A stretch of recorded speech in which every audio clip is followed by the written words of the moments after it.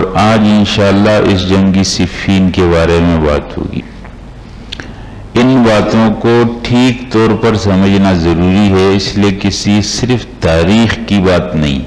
یہاں تاریخ پر جنہوں نے کتابیں لکھی انہوں نے صرف اس کو تاریخی انداز میں لیا، حالانکہ یہاں ایک اور اہم بات مل گئی ہے کہ صحابہ کرام پر اعتماد کی بات ہوتی، اس لیے تاریخی واقعات جن کی کوئی سند بھی نہیں، بغیر کسی جانچ پڑتال کے اس کو لکھ دینا اور اس کی بنیاد پر یہ نظریہ قائم کر دینا کہ صحابہ کرام ٹھیک نہیں تھے، یا صحابہ کرام کے بارے میں اپنے دلوں کے اندر کوئی غلط بات لانا محض ایک قصے کی وجہ سے جس کی سند بھی ٹھیک معلوم نہیں، اور اس کی سند میں کون آدمی یہ معلومات بھی ہیں، تو اس لیے ان باتوں کو صحیح طور پر سمجھنا ضروری۔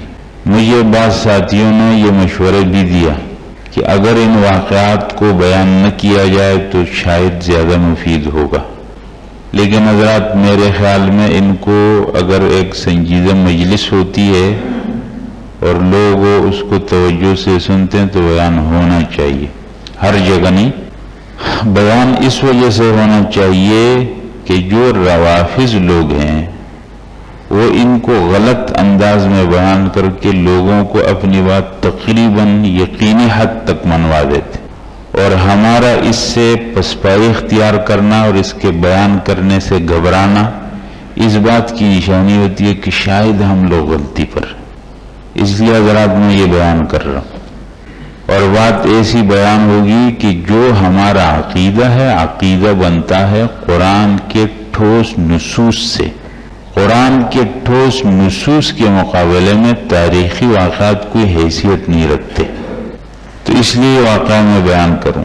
آپ نے سنا حضرات جنگی جمل میں حضرت علی رضی اللہ تعالیٰ بصرہ میں داخل ہوئے اور آپ کے ہاتھ پر عام بیعت ہو گئی۔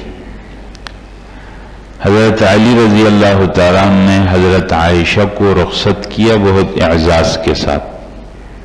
یہ بات بھی آپ نے سنی کہ ان کے دلوں میں ایک دوسرے کے لیے کوئی نفرت بغض نہیں تھی۔ حضرت علی رضی اللہ تعالیٰ نے حضرت عائشہ کو پورے اعزاز سے رخصت کیا، کئی میل تک ان کے ساتھ چلے، اور حضرت عائشہ رضی اللہ تعالیٰ عنہ پہلے مکہ آئی، وہاں سے پھر مدینہ منورہ آئی۔ یہ واقعات کس طرح ہوا اس کی میں تفصیل بیان کر چکا ہوں کہ اس کے ہونے میں سبائی فتنے کا بہت بڑا کردار ہے۔ اب حضرت علی رضی اللہ تعالیٰ بصرہ سے کوفہ آئے، اور کوفہ کے اندر تقریباً 4 مہینے تک وہ یہاں رہے، اور اب دارالخلافہ مدینہ منورہ کے بجائے کوفہ کو بنائے گی۔ حضرت علی رضی اللہ تعالیٰ اس میں ایک مصلحت دیکھتے تھے، ایک انتظامی مسئلہ ہے، شرعی مسئلہ تو ہے نہیں، کہ کہاں سے انتظام آسان ہو سکتا ہے اس کی بنیاد پر یہ بات ہوتی۔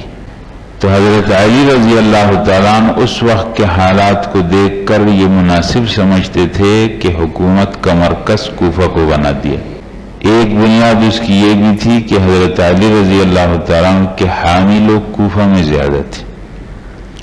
دوسری بات یہ بھی تھی کہ حضرت عثمان رضی اللہ تعالیٰ کے آخر زمانے میں اور ان کی شہادت کو جو واقعہ پیش آیا تو مدینہ کی حرمت اس میں پامال ہوئی، تو آئندہ اس قسم کے خطرات پھر بھی تھے، تو انہوں نے یہ سمجھا کہ مدینہ سے اس قسم کے حالات کو دور رکھا جائے، مدینہ مکہ۔ کوفہ میں حضرت علی رضی اللہ تعالیٰ تقریباً 4 مہینے رہے۔ ان کو یہ اطلاع پہنچی اس سے پہلے تھی کہ شام کے علاقے میں جو گورنر ہے حضرت معاویہ رضی اللہ تعالیٰ، حضرت معاویہ رضی اللہ تعالیٰ حضرت عمر کے زمانے سے شام کے والی تھے۔ پہلے ان کے ایک بھائی تھے یزید ابن ابی سفیان، اس کے بعد حضرت معاویہ وہاں کے گورنر، اور حضرت معاویہ نے اپنے انتظام کی وجہ سے اور اپنے لوگوں کے ساتھ سلوک کی وجہ سے اور پھر روم کے ساتھ جنگوں کے اندر اپنی مہارت کی وجہ سے وہاں کے لوگوں میں اپنا ایک مقام بنایا تھا، اس لیے شام کے لوگ ان کو پورے دل سے ایک گورنر ماننے کے لیے تیار تھے اور ان کی ہر بات کو وہ دل سے تسلیم کرتے تھے۔ حضرت علی رضی اللہ تعالیٰ عنہ کو اطلاع ملی کہ وہ لوگ آپ کو خلیفہ ماننے اور آپ کے ہاتھ پر بیعت کے لیے تیار نہیں۔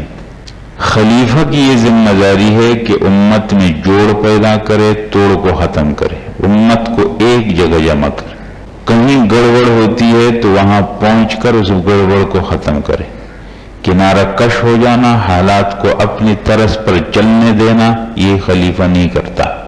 اس لیے حضرت علی رضی اللہ تعالیٰ عنہ نے شام کی طرف ایک آدمی بھیجا، جریر ابن عبداللہ، بلکہ انہوں نے خود کہا کہ حضرت معاویہ سے میرے اچھے تعلقات ہیں، میں جاتا ہوں، ان سے بات کرتا ہوں، ان کو آپ کے حق میں قائل کرتا ہوں۔ حضرت علی نے فرمایا ٹھیک ہے۔ جریر ابن عبداللہ گئے، ان کے ساتھ بات چیت کی تو حضرت معاویہ نے کہا کہ حضرت عثمان کا قتل ظلماً ہوا ہے اور میں ان کا وارث ہوں۔ قرآن کریم سورہ بنی اسرائیل پارہ نمبر 15 میں یہ بات ہے، من قتل مظلوما فقد جعلنا لولیہ سلطان فلا یسرف فی القتل، جو ظلماً قتل ہو جائے تو ہم نے اس کے وارث کو اختیار دیا ہے وہ قصاص کا مطالبہ کر سکتا۔ تو حضرت معاویہ نے کہا کہ میں عثمان کا ولی ہوں، مجھے ان لوگوں سے قصاص لینا، میرا یہ مطالبہ ہے کہ علی ان سے قصاص لے لے، میں بیعت کر دوں گا، اور اگر علی ان سے قصاص نہیں لیتے خود تو ان کو میرے حوالے کر دے، میں قصاص لیتا ہوں، جب تک یہ بات حل نہیں ہوتی میں بیعت نہیں کروں۔ جریر بن عبداللہ واپس آ گئے، خبر دے دی، تو پھر حضرت علی رضی اللہ تعالیٰ عنہ کوفہ سے لشکر لے کر روانہ ہوئے، اور اب وہ آئیں گے نہر فرات ہے شام کی جانب، تو وہاں پر رقہ ایک علاقہ ہے اور اس کے پاس ہی صفین ایک علاقہ ہے، یہاں حضرت علی آتے ہیں اور اس کے بعد یہ واقعہ ہوتا ہے صفین کا۔ یہ ذی الحجہ سن 36 میں حضرت علی وہاں پہنچتے۔ حضرات یہاں میں بات اس لیے کر رہا ہوں، اعتدال کے ساتھ بات کو سمجھنے کی ضرورت ہے۔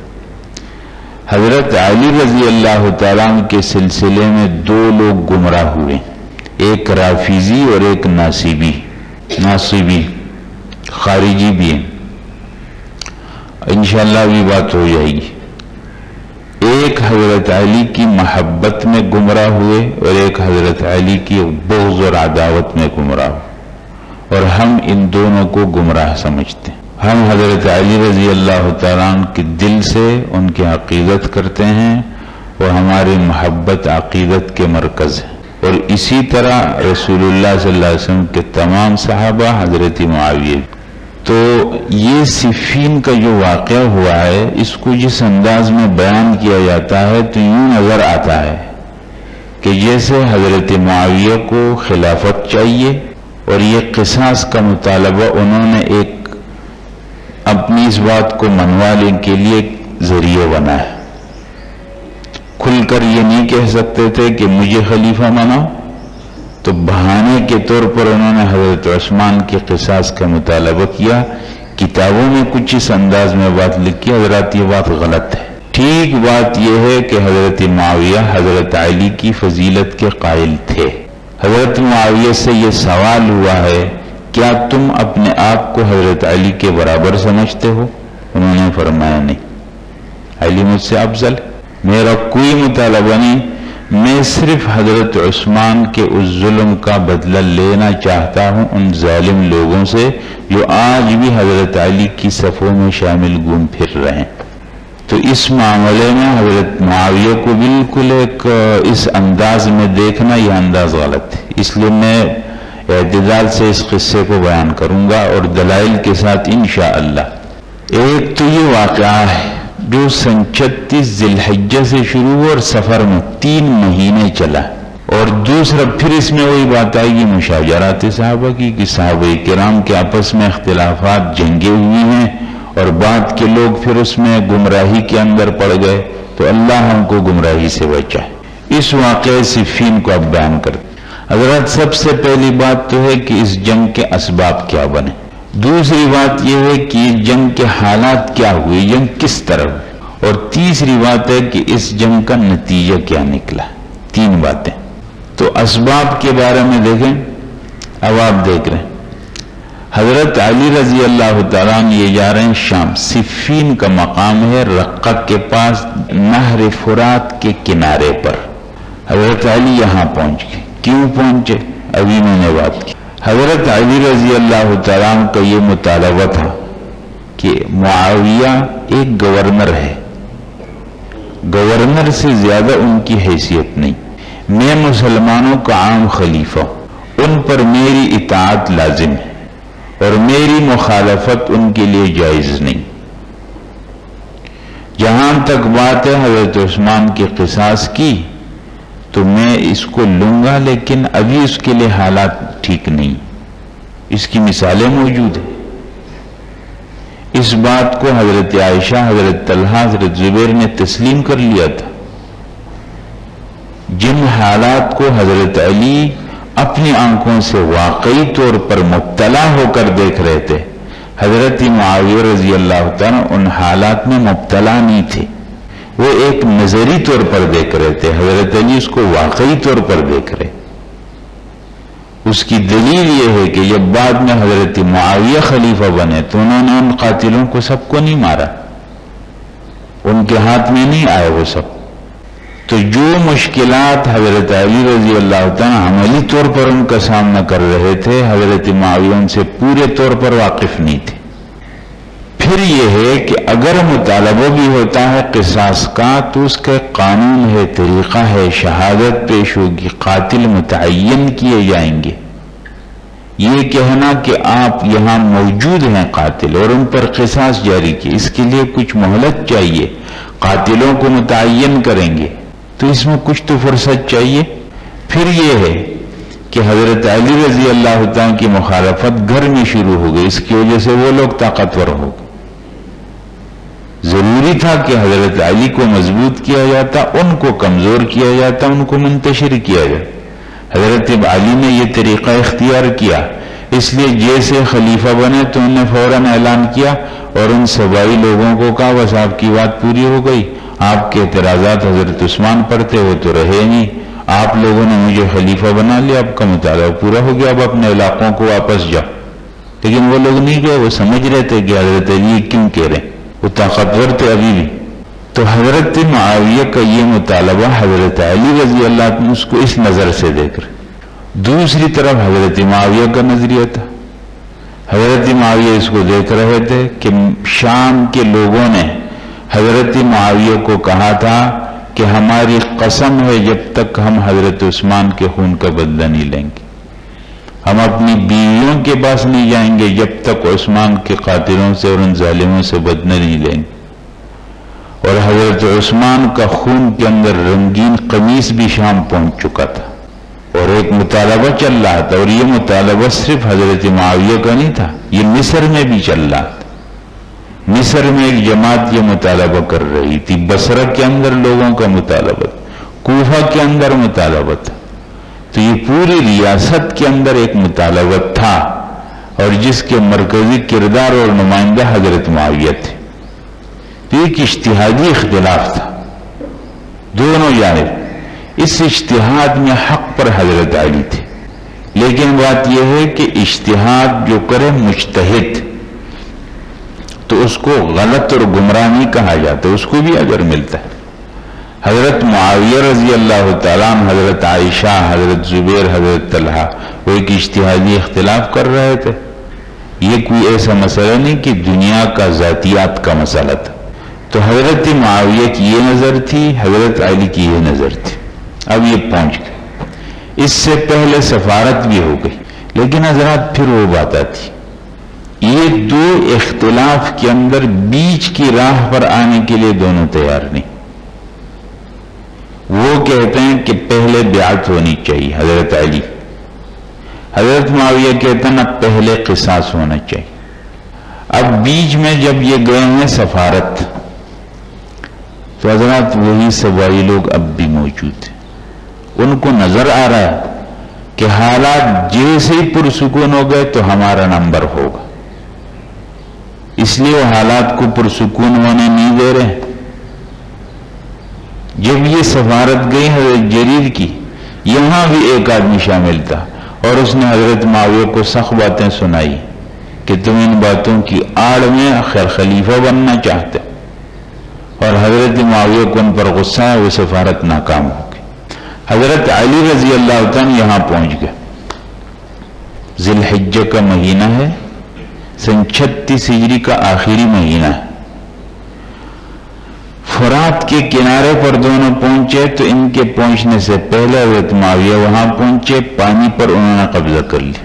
اب حضرت علی کا لشکر پہنچا ہے، تقریباً 1 لاکھ کا لشکر ہے، پانی کا انتظام نہیں.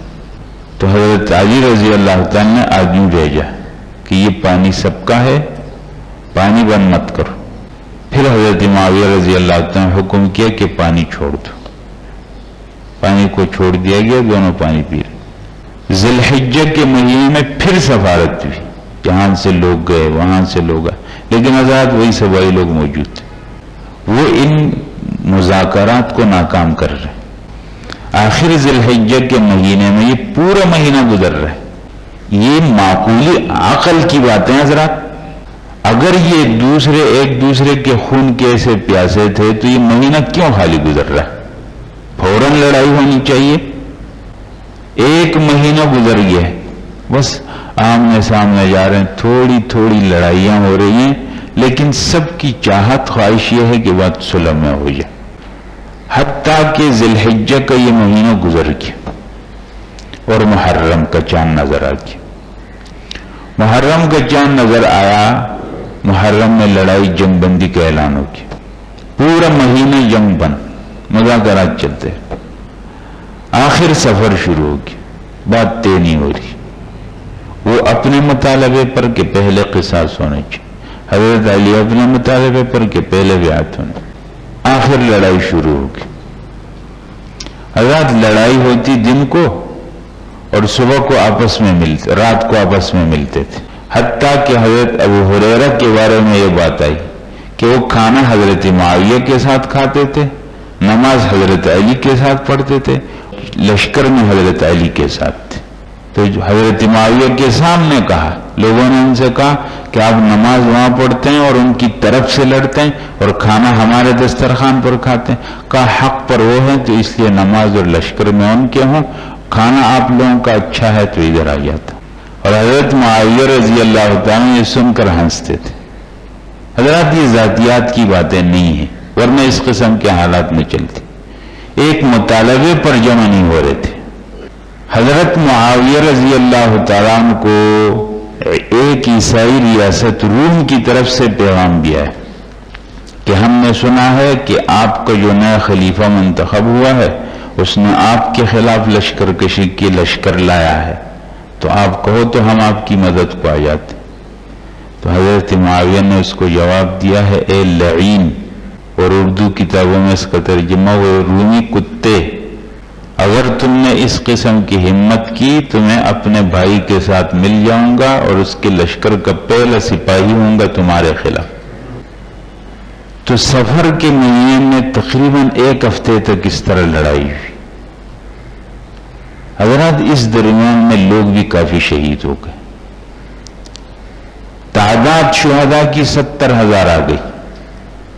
لیکن حضرات میں پھر کہتا ہوں کہ یہ تعداد بھی سبائیوں کی سازش. تمام اسلامی جنگیں ایک طرف اور صفین کی تعداد ایک طرف. حالانکہ وہ ایک دوسرے کی جنگ کرنا بھی نہیں چاہتے.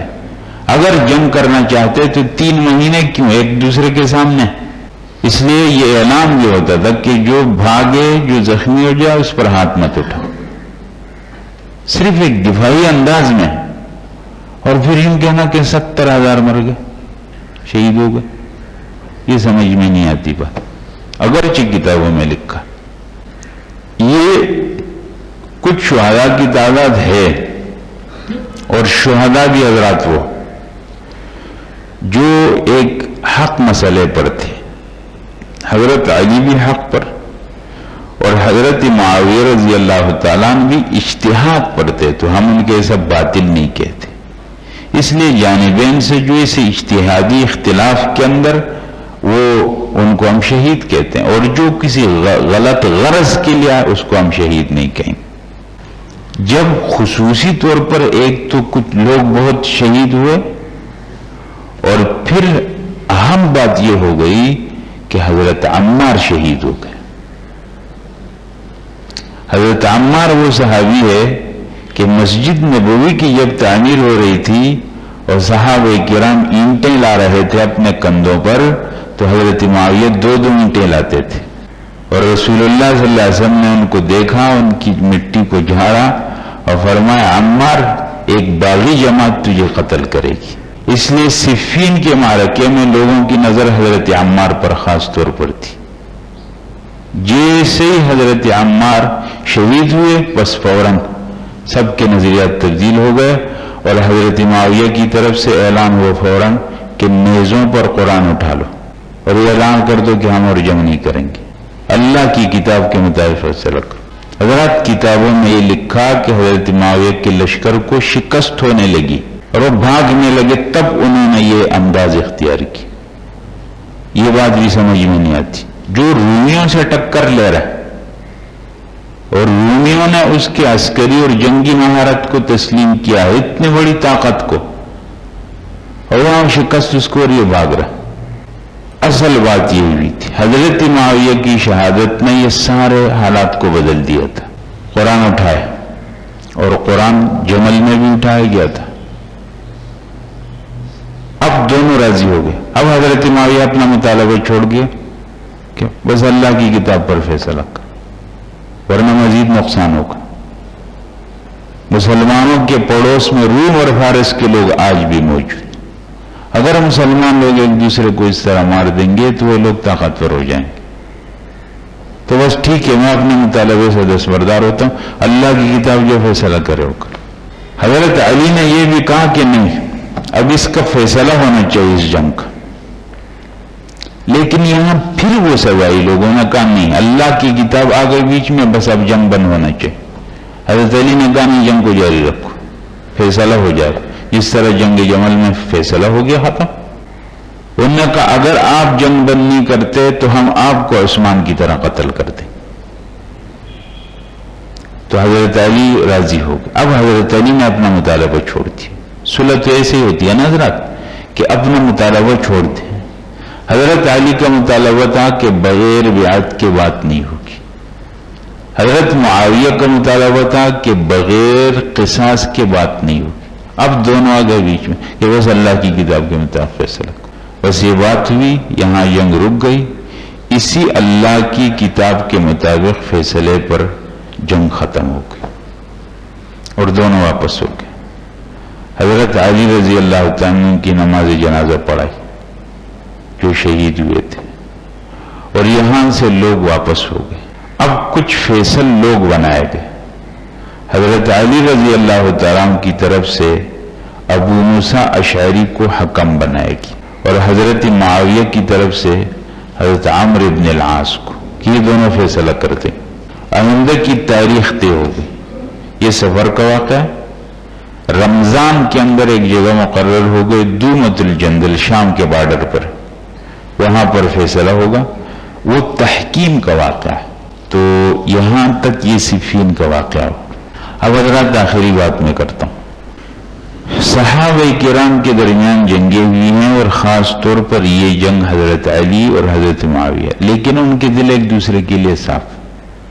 حضرت علی کے سامنے کسی نے حضرت معاویہ کو برا بھلا کہنے کی کوشش کی، اور یوں سمجھا کہ میں یہ کہوں گا تو حضرت علی خوش ہو جائیں گے، فرمایا نہیں، اس طرح مت کہو، معاویہ نہیں ہوں گے، اگر معاویہ ہمارے درمیان نہیں ہوں گے تو پھر ان کی قدر آ جائے گی۔ اور حضرت علی رضی اللہ تعالیٰ عنہ حضرت معاویہ کہتے ہیں جب حضرت علی کی شہادت کی خبر آئی تو وہ بہت روئے اور فرمایا ہمارے پاس ایک بہت بڑا عالم تھا، وہ رخصت ہو گیا۔ حضرت علی کی تعریف کی حضرت معاویہ کے سامنے ان کے ایک ساتھی نے کہ علی ایسے تھے، پوری تعریف کی۔ تو حضرت معاویہ نے فرمایا یقیناً وہ ایسے تھے۔ اس لیے ایک دوسرے کے لیے ان کے دل صاف تھے۔ اب ہم امت کا کیا کام؟ ہم امت کے لیے ایک جملہ ہے، اس جملے کو محفوظ رکھنا چاہیے۔ ایک عالم سے پوچھا گیا آپ صحابہ کرام کی ان جنگوں کے بارے میں کیا کہتے ہیں؟ فرمایا تلک دماء طہر اللہ السنتنا، اللہ تعالیٰ نے یہ ایسی جنگیں ہیں کہ اللہ نے ہماری زبانوں کو ان سے محفوظ رکھا۔ طہر اللہ ایدینا منہ لا نلوث السنتنا بہا، اللہ نے ہمارے ہاتھوں کو ان جنگوں سے محفوظ رکھا ہے، اب ہم اپنی زبانوں کو بھی اس سے محفوظ رکھنا چاہتے ہیں۔ صحابہ کرام ہمارے لیے معیار ہیں، اور میں نے وہ بات پہلے بھی کی آپ کے سامنے کہ صحابہ کرام کے بارے میں قرآن نے کیا کہا؟ مہاجرین صادقین ہیں، انصار مفلحین ہیں، اور باقی پوری جماعت کے بارے میں فرمایا کہ وہ یوں دعا کرے کہ اللہ ہمارے دلوں میں ان کے لیے کوئی بات نہ لائے، اللہ ان سے راضی تو ہم راضی، اللہ نے ان کو معاف کر دیا تو ہم بھی یہ سمجھتے ہیں کہ اللہ نے معاف کر دیا، اللہ نے اعلان کیا کہ اللہ نے ان کے دلوں کا امتحان لیا اور ان کو دلوں کو تقویٰ پر پائے۔ یہ ساری قطعی نصوص جب موجود ہیں، اب تاریخی واقعات فلانے نے یوں لکھ دیا، فلانے نے یوں لکھ دیا، ان بے سند واقعات کی کوئی تحقیق نہیں۔ تو اس لیے اپنا نظریہ، اپنا ایمان اور عقیدہ محفوظ رکھنا چاہیے۔ اللہ تعالیٰ عمل کی طرف اللہم ربنا آتنا فی الدنیا حسنۃ وفی الآخرۃ حسنۃ وقنا عذاب۔ بیماروں کے لیے دعا فرمائے، اللہ تعالیٰ تمام بیماروں کو شفا نصیب فرمائے، پریشان لوگوں کی اللہ پریشانیاں دور فرمائے، اللہ سب کی جائز حاجتیں پوری فرمائے، پوری امت کی حالت پر اللہ تعالیٰ رحم فرمائے۔ ربنا آتنا فی الدنیا حسنۃ وفی الآخرۃ حسنۃ وقنا عذاب النار۔ سبحان ربک رب العزة عما یصفون وسلام علی المرسلین والحمد